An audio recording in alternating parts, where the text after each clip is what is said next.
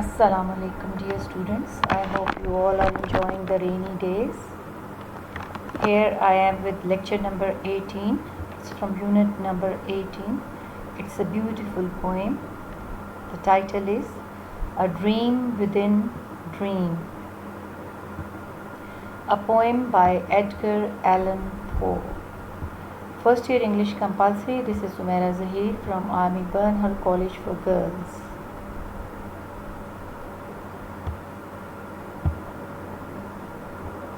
It's a beautiful depiction of the poem A Dream Within a Dream.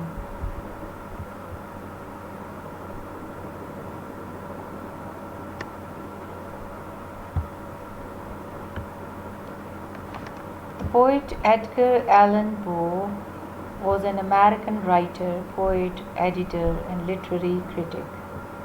Poe is best known for his poetry and short stories, particularly his tales of mystery and other stories as well. His alma mater was University of Virginia in United States.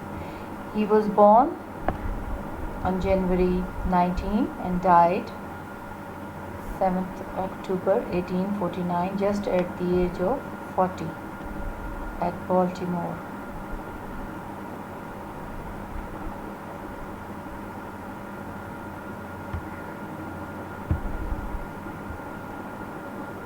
You can read from here.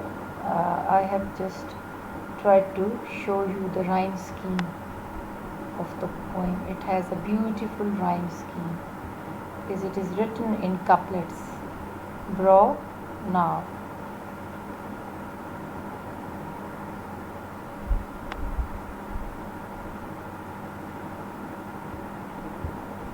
Rhyme scheme you can check from here.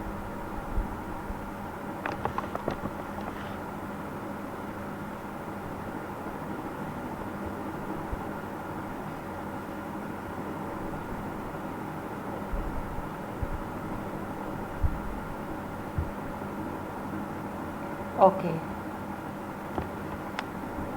so I have interpreted the poem. Take this guess upon the brow. It's a beautiful imagery. Brow stands for forehead. A vow is a promise. Deem means to consider. My days have been a dream. It's a strong metaphor. Hope has flown away, personification. Hope is personified as if it is a human being. But a dream within a dream, repetition, alliteration. I stand amid the roar, amid, in the middle of a surf tormented, tortured. Again, imagery. Grains of the golden sand, beautiful imagery. Yet how they creep, crawl. Again, personification. Sand is creeping as if some human being is creeping or crawling. While I weep, cry. Again, repetition. O God, illusion, a reference. With the tighter clasp, grip. From the pitiless wave, pitiless, cruel. Pitiless wave, again personification. Wave is personified as if it is some kind of human being. Is all that we see or seem but a dream within a dream? Again, repetition. Here is repetition and here is repetition. It's a beautiful, beautiful poem.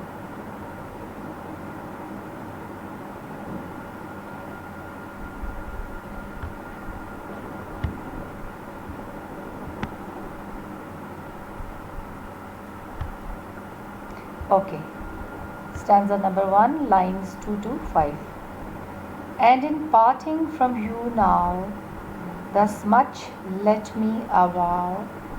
You are not wrong, who deem that my days have been a dream. Line number 1 is missing here. Take this kiss upon the brow. This is line number 1. Take this kiss upon the brow. In the next line, it is revealed that the author is parting, like, in parting from you now, thus much let me avow. It seems as if the poet is parting or leaving his beloved or that woman, and who is standing near him, and he wishes to avow or to express something to her.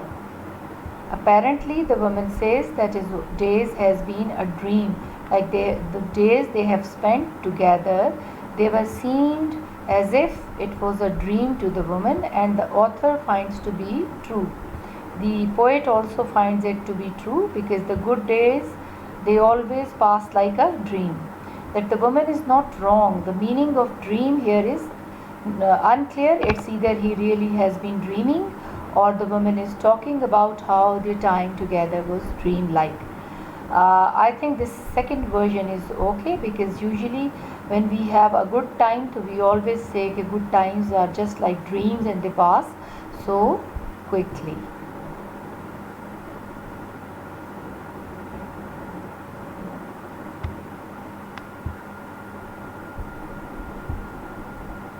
Stanza number 1 is again brought before you. This is line number 4. Stanza number 1, line number 4. You are not wrong who deem that my days have been a dream, yet if hope has flown away, in a night or in a day, in a vision or in none, is it therefore the less gone? There's a question mark here. Meaning is, the poet has distraught feeling that life is unreal. As a dream in a dream, the poet thinks that the life which we are living is just like a dream. Or he means to say that it is something which is not clear, as if we are spending our life in a dream. The poet seems unwilling to accept that life is all a big dream. Then again, he is not accepting this reality, that this life is just a dream. The feeling of hopelessness and some of the emotional pain he endures. Now, literary devices used here, personification. It is a description of something non-human that gives it human-like qualities. Hope being described as flying away, as if hope had a choice and could leave. Alliteration, deem, dream, hope, has. Repetition, in a night or in a day, in a vision or in none.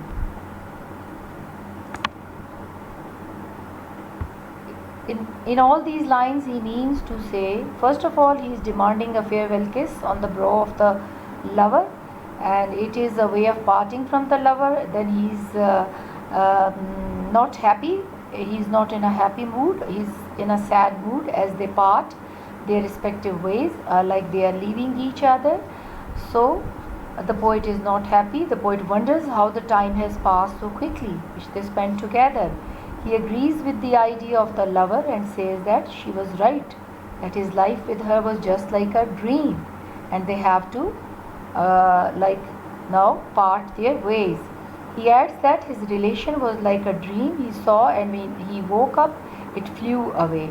It flew away just like a dream.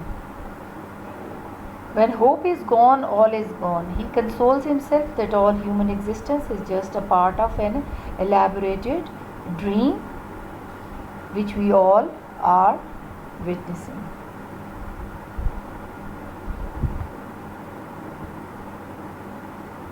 Stanza number 2. I stand amid the roar of a surf-tormented shore, and I hold within my hand grains of the golden sand. In the second stanza, the author brings the reader to a new setting. The author uses surf-tormented shore to describe the forces of life or nature, that life is tough and rough. Meanwhile, the phrase grains of golden sand is used to describe the memories and the reality that the author had back then and is holding them within his hands. I stand amid the shore roar. That means he's standing in front of some sea. So he's saying, the poet is saying that I'm standing on the shore which is surf tormented, and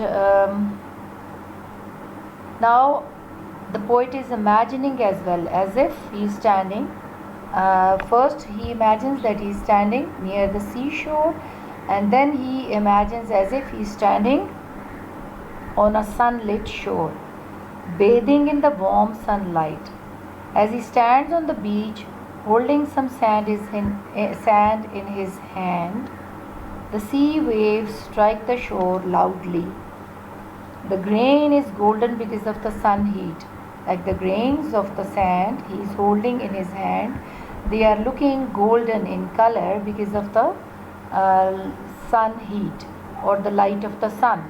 It was beaten by the waves many times. The poet seems to lament about time, and again he is saying that time and tide, they wait for none. As he holds grain of sand in his hand, it gets through it like the sand is sifting through his fingers, leaving the poet's hand empty. He alludes the sand as time. He says he compares sand with time and grains with deep sand he compares with time, and deep he compares later on. Deep is here. So he compares sand with time.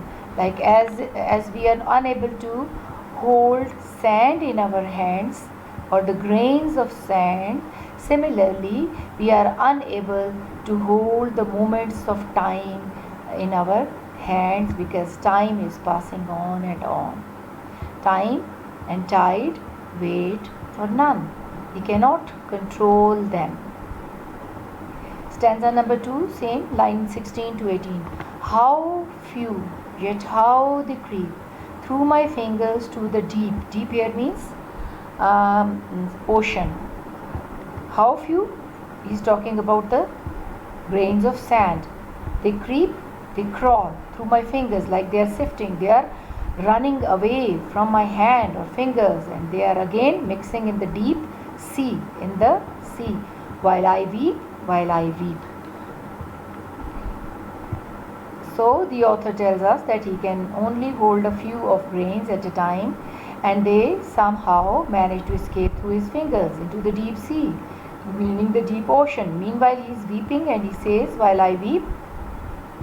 Twice he says, while I weep, while I weep. It means he wants to emphasize this idea. He tells us that his grip on reality, like the sand, is slipping away. This leaves him frustrated, like he's getting frustrated because he cannot control time in his hand. So he means to say that we are helpless as far as time is concerned. We depend on the mercy of time. The poet weeps in anguish and sorrow, and he seems to be appealing to God to stop time for a moment, to let us enjoy the moment with all its glory. He could be alluding to the lover as well, that kindly wait for me and do not run away from me.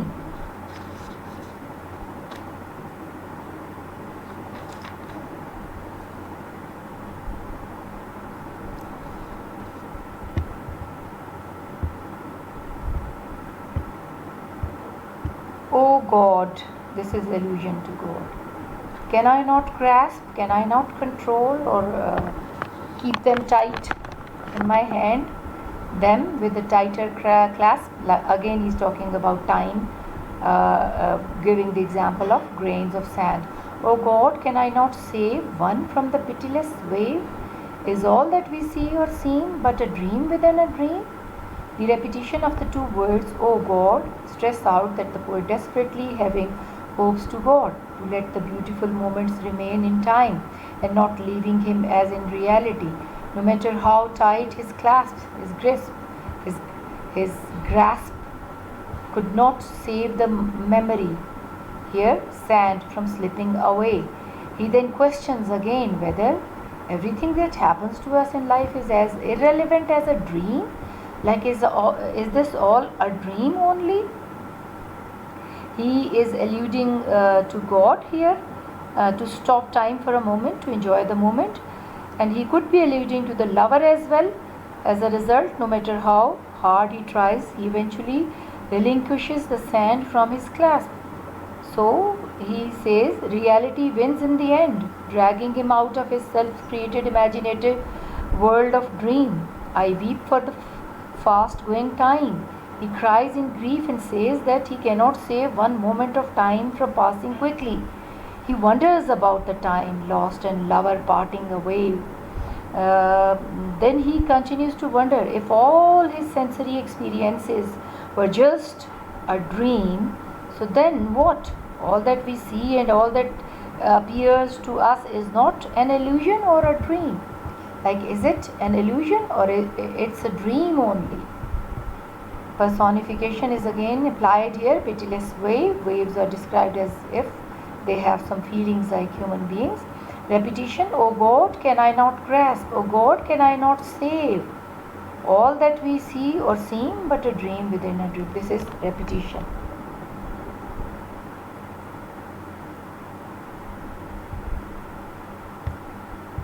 Again, line number 1 to 5, I have explained. A dream within a dream poem opens with a kiss, which the speaker gives to an unspecified addressee.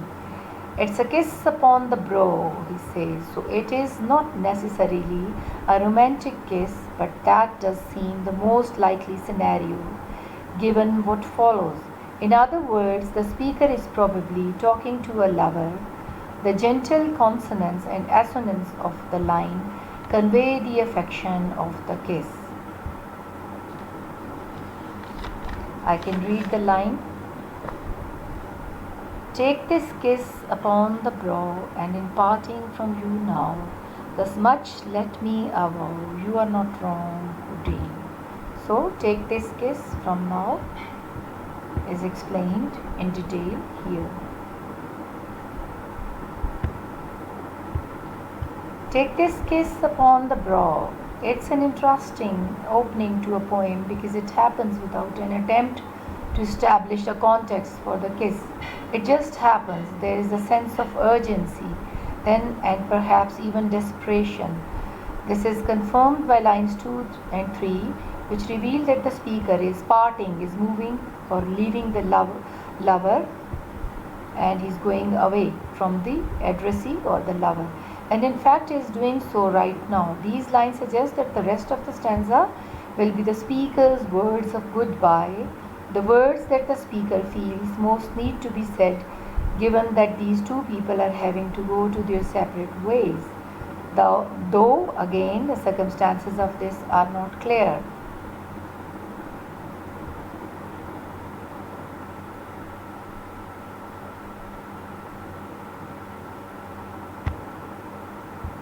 Following the dash at the end of the line 3 is thus much let me avow, and then there is a dash. The speaker offers up some parting words which themselves are a response to something that the addressee has evidently said before. You are not wrong, says the speaker, in other words confirming that the addressee was correct to say the following, that the speaker's days have been a dream. It's worth taking note of the vagueness of this scenario. There is no sense of who the speaker is meant to be, nor the identity of the addressee or the lover or the loved one of the poet. It's not even certain whether the addressee is one individual or many. However, this ambiguity feeds into the poem's central idea.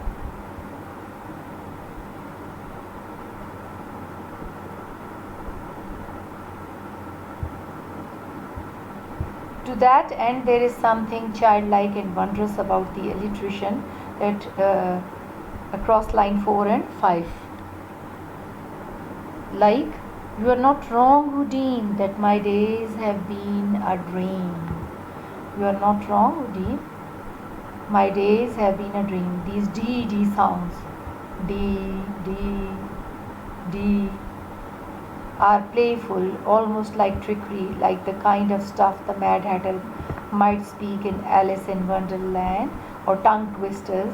At this point, it's also not known if the idea put forward in these lines is meant positively, viewing life as a kind of dream come true, or in the sense of life being a kind of illusion. There is always the possibility of sort in between interpretation. That this means the speaker has been living in a sort of fantasy world, not really understanding the reality of the relationship with this unknown addressee. You are not wrong, Houdin.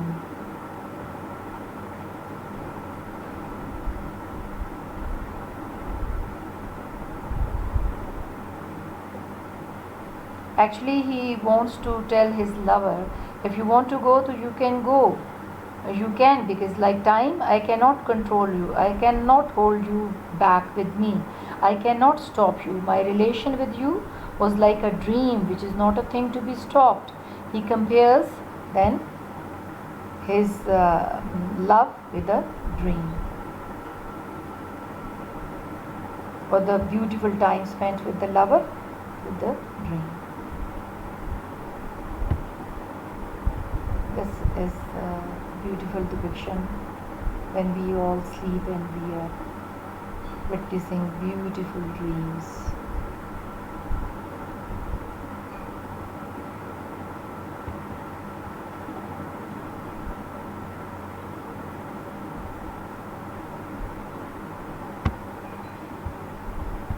Stanza number 1, line 6. Line 6. Yet if hope has flown away in a night or in a day, in a vision or in none, is it therefore the less gone? In these lines, the author is asking if there is any difference if hope leaves in a night, a day, or in a vision or none.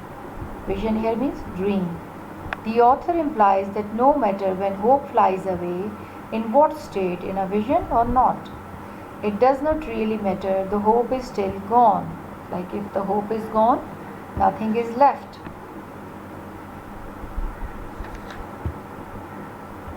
Line number 10 and 11 in the first stanza.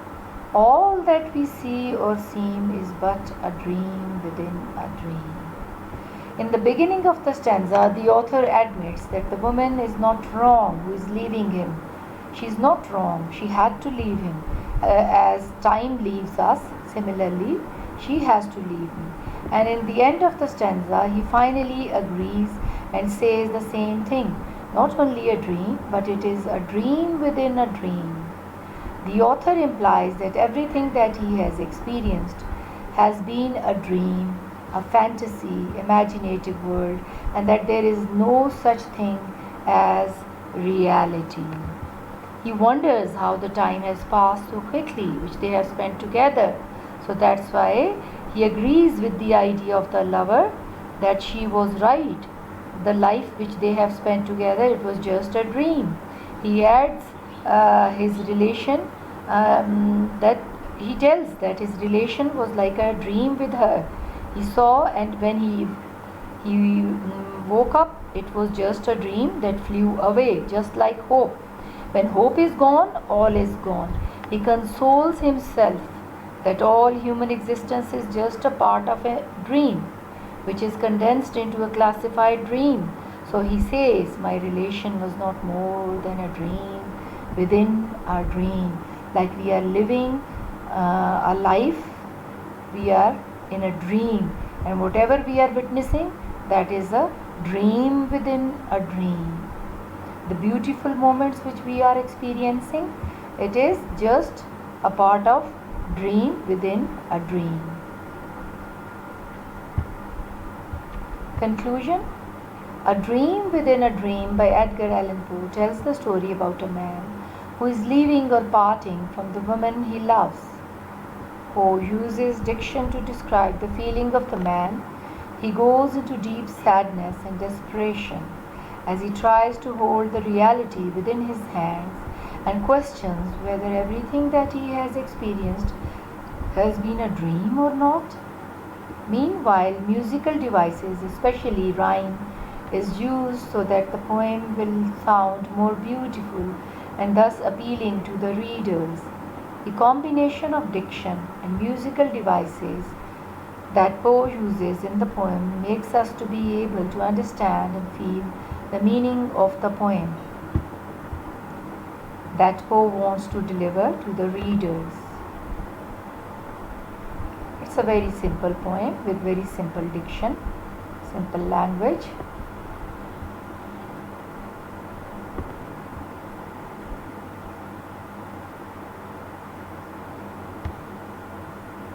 Metaphorical meaning, this poem is saying that life is unexpected.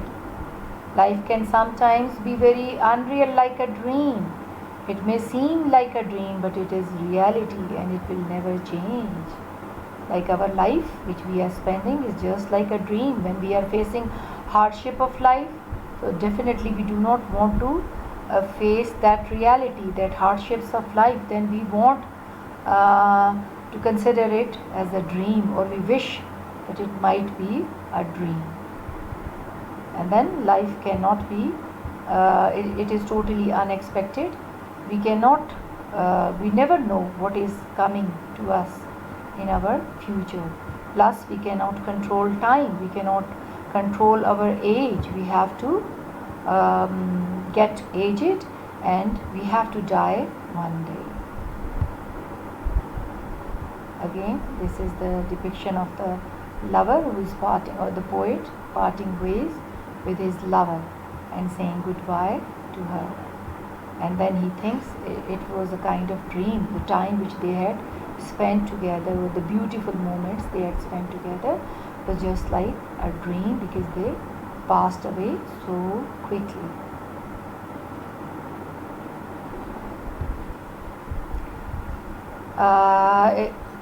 This poem is very depressing, its tone is very depressing, and both the stanzas, they describe that life slips away from us like a long lost lover or a fistful of sand creeping through fingers. Little by little, life slips away from us like the sand is secretly telling us that life is precious and that we should try to hold on to it. But sometimes death comes upon us like the surf and takes the sand of our life away with it. Poe also describes to us that to him, perhaps, that life is just like a dream and death is an awakening.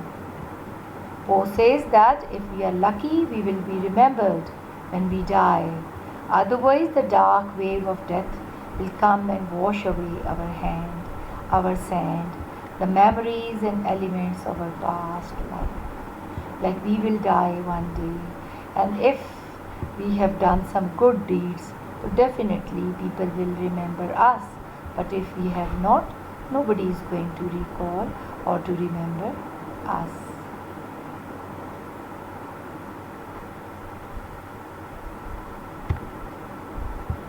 A dream within a dream is a representation of life. Poet states that his life is merely a dream within a dream. Although sad, he knows that nothing in life is tangible or permanent. Everything he possesses has to come to an end. It also means, like dreams, life goes on with lightning speed, and no one can grasp anything. In the first stanza, the poet presents love and deep feelings. When parting from his potential lover, after bidding goodbye to his love, he thinks that their union is nothing but a dream. However, in the second stanza, the metaphor of sand highlights that there is no tight grip on reality and time. Like we cannot control reality, we cannot control time, we cannot control our age, we cannot control our happy moments. Everything has to pass on. It just passes no matter if a person accepts the reality or not. The expression of sorrow runs throughout the poem. However, what enchants the reader, impresses the reader, is the universal appeal of the poem regarding dream and dreamlike situations.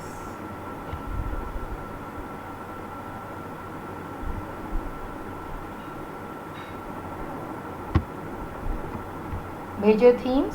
Major theme is frustration, the existence of life, sorrow over the transient life are some of the major themes. These themes are evident in both stanzas. The first stanza shows sadness because the speaker is bidding goodbye to his lover, and however her departure makes him question his existence. Traumatized by this event, he mourns the temporary nature of life that has brought despair and sorrow. In the second stanza, he is still sad. He is holding grains of sand. No matter how hard he tries to hold them, the sand grains, they slip away. Ironically, he compares human life to this falling of the grains of sand. He questions God to lead him to the reality of life. As for him, it is nothing but a dream within a dream.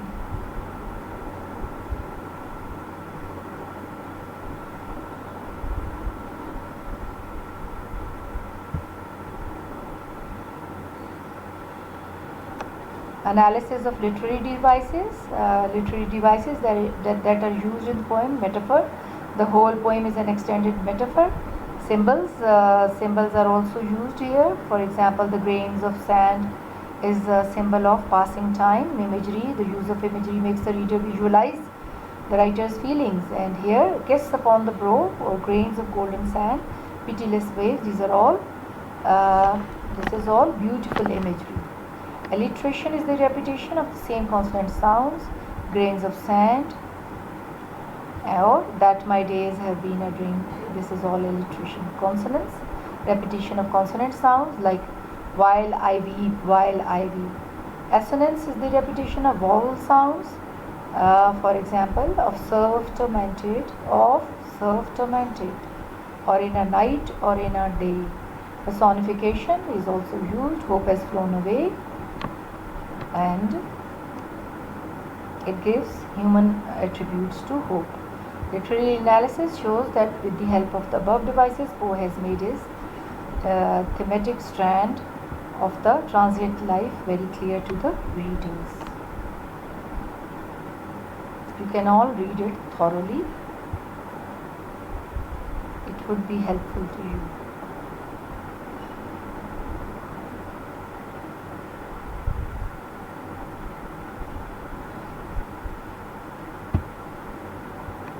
The literary analysis shows that with the help of above devices, Poe has made his thematic strand of the transient life very clear to comprehend. Moreover, the effective use of these literary devices has given a chance to the reader to choose multiple interpretation of the simple text. So, poetic and literary devices are the same, but a few are used only in poetry. Here is the analysis. Stanza is a poetic form of some lines. This poem consists of 2 stanzas with 12 lines in each stanza. End rhyme. End rhyme is used to make a stanza melodious. You have seen this whole poem is written in couplets. Such as in the first, second and third line, the first stanza, the rhyming words are drawn, now and above. Repetition is the repetition of the verse, but a dream within a dream has enhanced the musical quality of his poem with the help of repetition. Refrain, the lines that are repeated again and again. For example, a dream within a dream. It has become a refrain.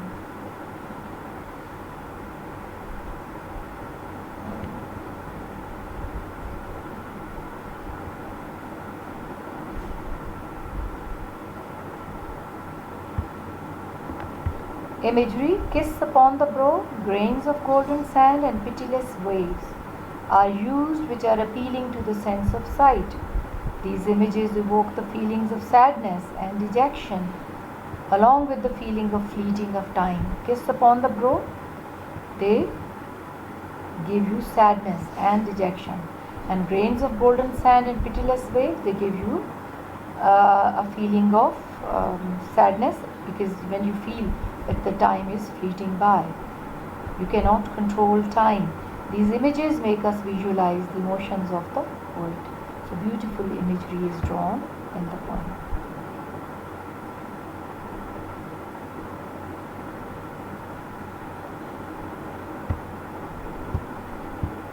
As far as my own feelings are concerned about the poem shows the reality of life. It evokes the transient nature of life.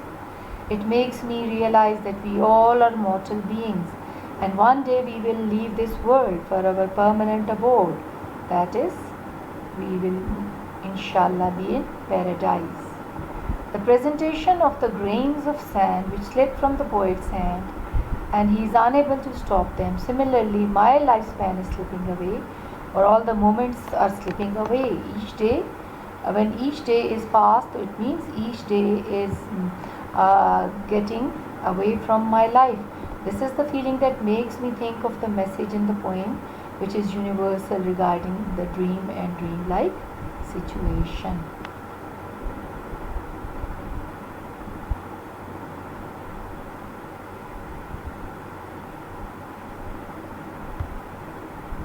The point of view of the poem is first person as told with the use of me, my, and I.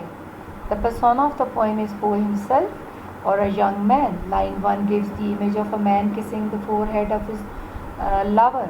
Take this kiss upon the brow. The man is talking about his life and what he is doing through the poem. The poem expresses doubt and uncertainty about the nature of reality, questioning whether life itself is just an illusion or it is a dream within a dream. It begins with the speaker parting from a lover and ends with the speaker on a beach attempting to grasp the grains of sand, and it shows his isolation. A dream within a dream is all about being alone. The speaker says goodbye to a woman in the first stanza and spends the second stanza on an isolated beach, and he contemplates one of life's biggest questions.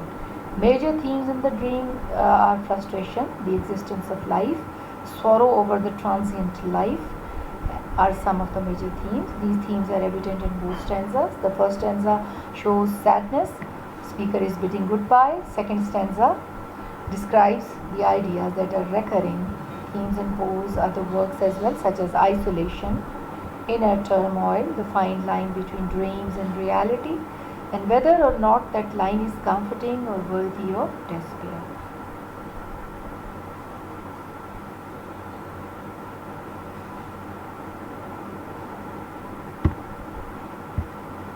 Meaning of the poem: all that we see or seem is but a dream within a dream, and this is so scary thing. I stand amid the roar of a surf-tormented shore, and I hold within my hand grains of golden sand. How few, yet how they creep through my fingers to the deep, while I weep, while I weep. The golden sand and the grains, like the things that happened in our life, which means those are insubstantial as a dream, easy come and easy go. For this world, the life is like a tiny sand, but how you see the world, that is how big dream you have.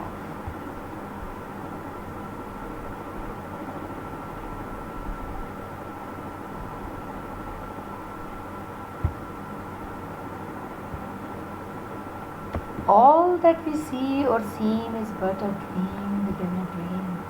It's a beautiful, beautiful saying of Edgar Allan Poe. Like whatever we see, it's just a dream.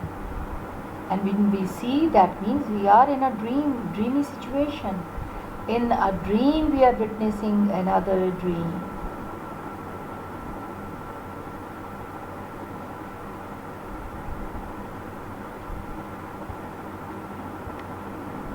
Summary and analysis. The narrator kisses the listener in parting. He tells the listener that he agrees that his life has been a dream, but he suggests that everything is but a dream within a dream. He stands on the shore of the ocean holding grains of sand, and he cries. He cannot keep the sand from running out of his hand, and he wonders if he cannot save even one grain of sand from the surf, from the water or the waves of the ocean. Surf is actually the powder-like waves of the ocean. The structure analysis. The structure of dream within a dream consists of two stanzas containing two different but ultimately connected scenes. The first stanza shows the first person point of view. The narrator is parting from a lover, while the second places the narrator on the beach while attempting to grasp a handful of sand. These scenes in a number of ways as the poem moves from a calm, solemn farewell to a more passionate second half, whereas the first stanza features a thoughtful agreement. The seashore scenes contain expletives such as "Oh God" and anguished exclamations, along with despairing rhetorical questions to reflect the torment in the narrator's soul. Torment, he's feeling very sorrow at that time. He's tormenting, his soul is tormenting.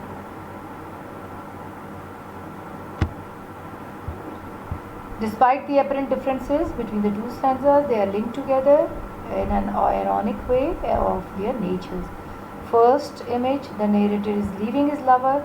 It gives you the sense of finality or mortality to their love. Accordingly, the falling grains of sand in the second stanza recall the image of the hourglass, which in turn represents the passage of time. Hourglass was, in olden times, it was a kind of a clock which was made up of sand. Like it was filled with sand, and the sand used to tell the time. As the sand flows away until all time has passed, the lover's time also disappears. The rest you can read yourself thoroughly. Same idea is repeated here as well in order to make you clear.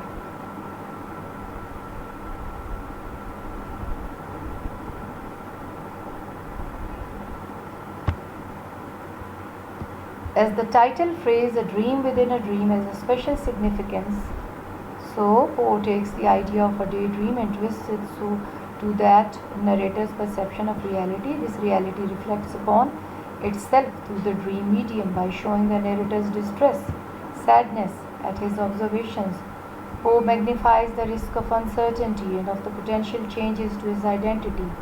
Time is a powerful but mysterious force that promotes cognitive knowing, dissonance, lack of harmony among musical notes between the protagonist, the poet, and his abilities of comprehension, and the daydream proves to have ensnared, trapped him, like daydream has entrapped the poet. The poet itself may be viewed as the outermost dream, where the inner dream is merely a function of the poet's mind. Like we can say that the poet, this is all the poet's dream. The poet is viewed from the outer dream, and the poet's inner dream is presented here, or whatever poet's mind is thinking is presented in this poem.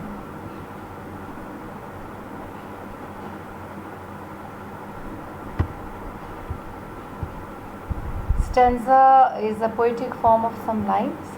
These I have done previously as well, so I'm leaving. Coming to paraphrase, this poem by Edgar Allan Poe is basically speaking of how everything we do in life eventually slips away, such as in a dream, like we usually get up from our slumber or deep sleep, and then that dream which we were witnessing, it is lost. Sometimes we remember it, sometimes we do not remember it. In the first stanza, the narrator talks about how he is parting from the reader, that his days in this life have been a dream. However, his life is a blur of memories that he cannot remember or hold on to, and he simply states that everything we experience in a dream within a dream. In the second stanza, the narrator stands on a beach holding grains of sand in his hand, and they always fall through his fingers and fall away. Even though he tries to grasp them tightly, the grains of sand are his life and its memories, and he questions if he truly can ever keep them. And instead of stating that everything we experience is a dream within a dream, personification is hope has flown away. So we end our poem on this beautiful moral lesson, that is, man is mortal.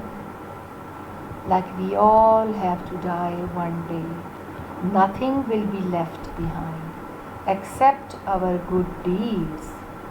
We will be remembered by others only if we have done some good deeds. As it is said, I can quote Shakespeare's very famous quote: deeds are done and never forgotten. Words are spoken and forgotten. Deeds are done and never forgotten. So we must be up to doing good deeds. And I hope you all are doing good deeds. You need to be helping your mother at home. You need to be helping your maid. You need to be helping your siblings. You need to be helping your classmates. Some of them are newcomers. So you need to help them, guide them about the online classes and all these things.